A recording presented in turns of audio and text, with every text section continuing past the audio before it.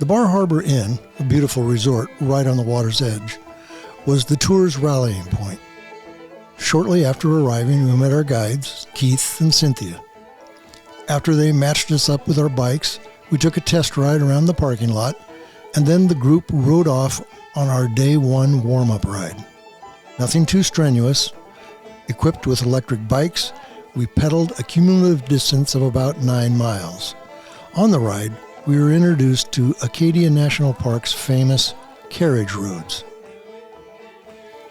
Initial work on the roads began in 1913 and continued until 1940. Overall, there are 57 miles of road, of which 45 miles are original historic roadway. Much of the road's cost was paid for by John D. Rockefeller, Jr.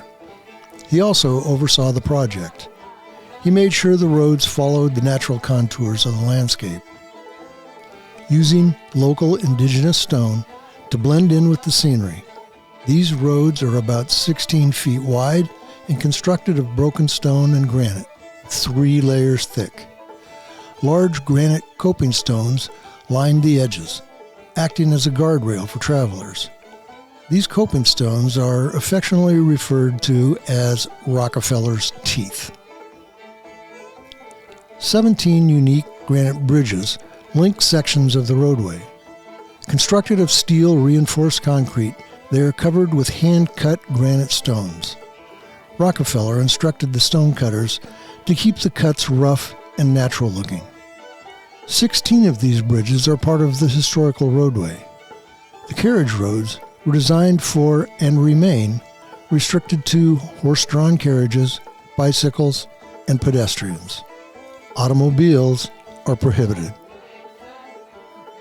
As an unexperienced cyclist, this came as good news. One less thing to worry about. Large stone gates marked the entrances to the road.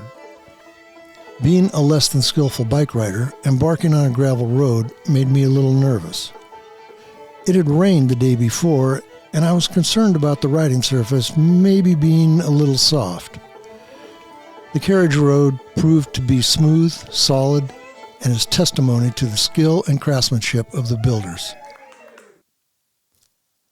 During spring thaws or extreme weather, the roads will occasionally be closed due to accumulations of mud.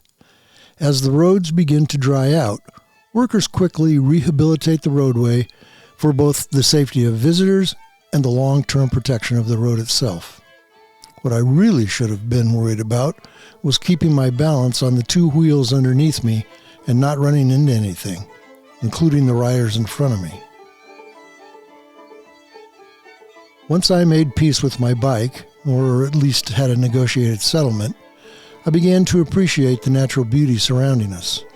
Mountains, forests, lakes, ocean, harbor, and the quaint town of Bar Harbor. We had downloaded the Ride with GPS app on our phones, and VBT had programmed our routes for each day's rides, both morning and afternoon. Every bike had a mount for our phones, and the app gave us visual and verbal clues to keep us on track. If we saw a sight and wanted to pause and enjoy the scenery, the GPS allowed us to stop without fear of losing our way. After returning to base camp from our first ride, we got cleaned up for a group dinner. Everyone introduced themselves to each other. Our guides went over safety protocol plans and expectations for the coming rides.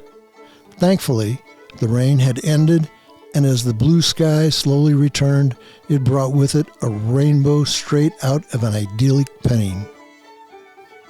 As we enjoyed the view of the harbor, we were further rewarded with a spectacular sunset.